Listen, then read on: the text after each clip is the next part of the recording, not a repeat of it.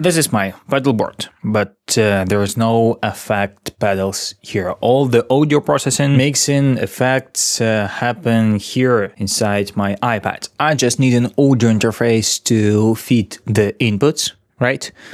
Guitar and mic into iPad and back out to speakers, PA system, stage mixer, amp, headphones, and those just MIDI buttons, MIDI pedals to control everything on the fly. So the actual audio chain lives right here in the mixer. And after playing live with an iPad for a couple of years, there are things I simply can't go back from.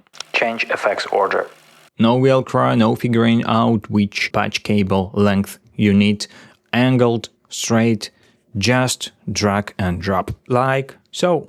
I get really simple chain, EQ, amp and wah pedal. I mean virtual pedal effect. And we know that the order of effects in the chain can make a huge difference to your sound. So hear how it sounds just with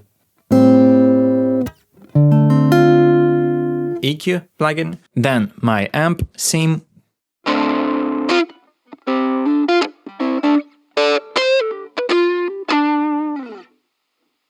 And then my wah effect.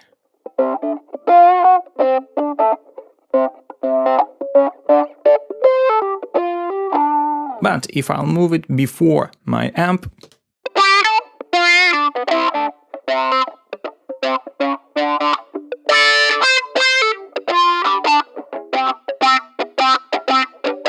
and of course you can put the looper anywhere in the chain.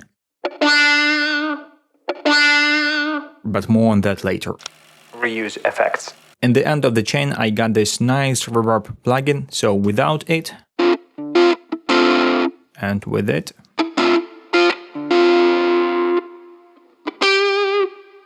so just a nice space, nice room. However, I can tweak it to be shimmer-like, lush, long tail, but I don't want to lose this space in the end of my chain. So I just add another instance of the same plugin.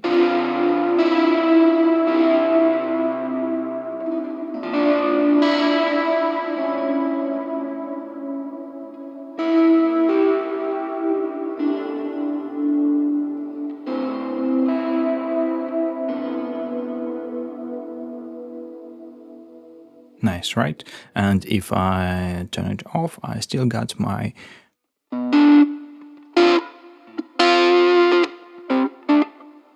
room in the end of the chain. Another example is EQ plugin. I got this in the beginning of the chain. Let's call it tone shaping equalizer, and it might be as simple as that or something like this. And by the way, I really like that I got analyzer and I can see all their frequencies. But I can add just another EQ in the chain, and let's put it in the end of the chain, but before room reverb. So this new EQ gonna look like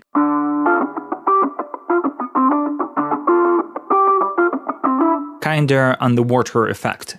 So I just created a dedicated on-screen button for that, and I can assign it to my floor MIDI foot switch. So it's off, it's on. Also, we can create a dedicated button to slowly bring this effect, and with this underwater stuff, it's really nice. So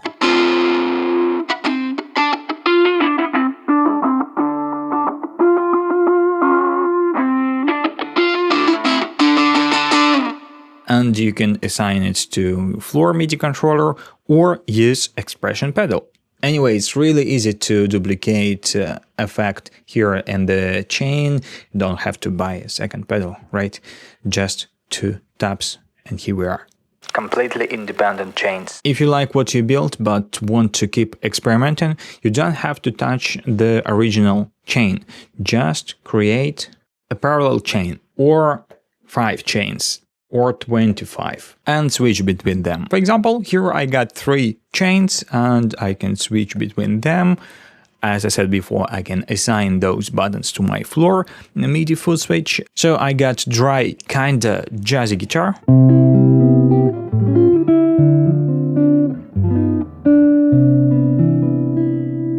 Then I got octave effect.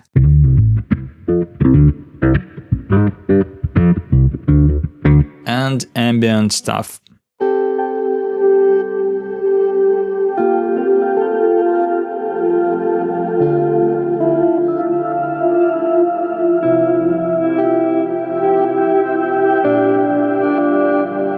The best part is when I switch, tails will be there.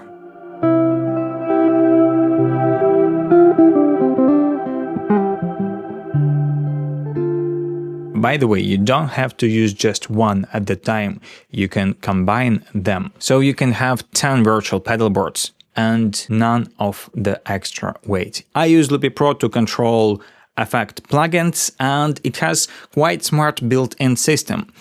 If there's no audio going through the plugin, it's not engaged, so it doesn't eat CPU power. So you can have as many chains as you want, but if there's no audio coming through them, it doesn't eat CPU power of your iPad. And I spent many hours figuring all this out.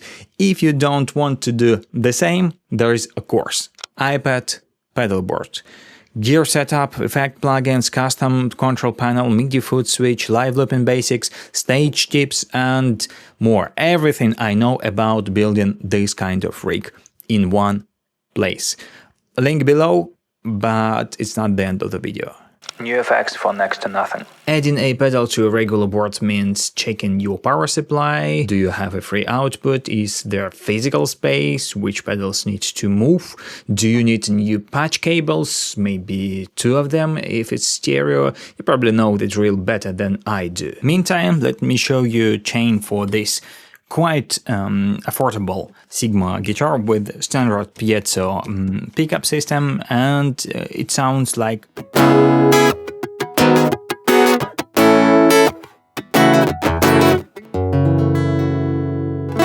so quite plasticky piezo sound.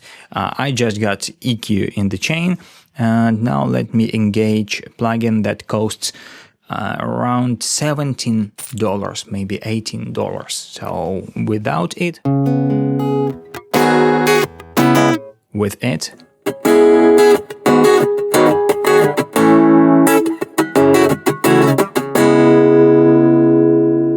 and for the demo, I mute this mic so you can hear true line sound. Next thing in the chain is this delay, and it's free, $0.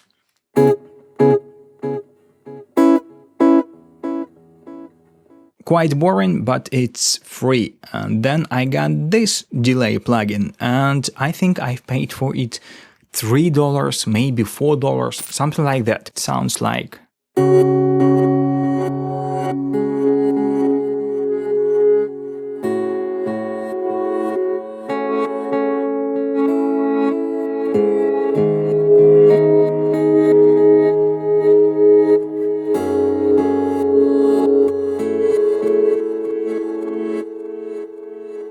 let me disable it and let me show you reverb in the end of the chain, which I bought, I think, for $6 or $7, something like this. So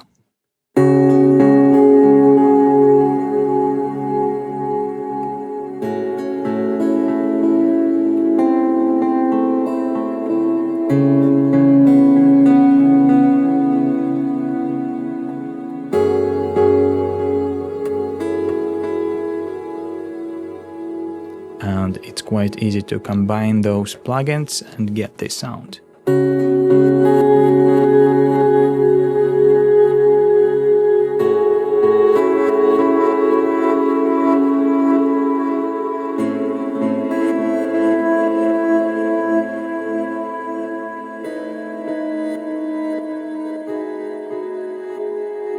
And before that, I've been showing you that you can use another instance of the same plugin. So that's what I did here. I put another instance of this delay with different algorithm, and now it sounds like.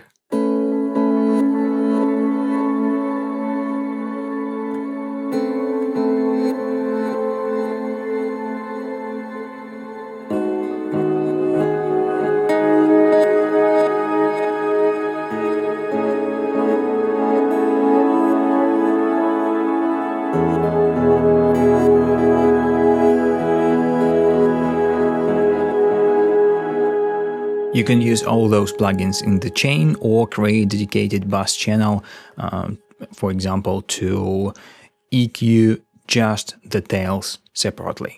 Custom layout and eye level control. Every pedal has the same physical limitations. Surface area, you get a fixed number of knobs and buttons, so you end up with shift functions, hidden switchers you press with the paperclip, or settings buried under the bottom. And to be fair, once you found your sound, you probably touch one, maybe two knobs, and just within limited range, like your sweet spot, right?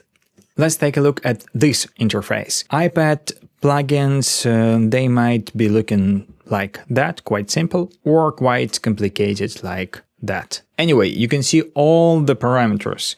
And if we'll go here, then you can build a custom layout on the main screen. Just the toggle, for example, for that reverb, on and off, and couple of knobs to control, let's say, mix and the tail. And if you don't go between 0 and 100%, you can limit your range, like, let's say, between 20% and maybe 50%, like that. So it's going like that. And now you can just hide the plugin, but still have main controls for it.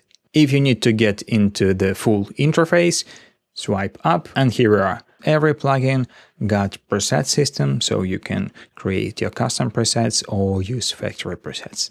And it's so nice to have it right here in front of your face, right on the desk, so you don't need to bend over, crouch to tweak something inside your pedals. For the stage, you can use music desk or mount it on the mic stand like this. That's 5 things. There are plenty more.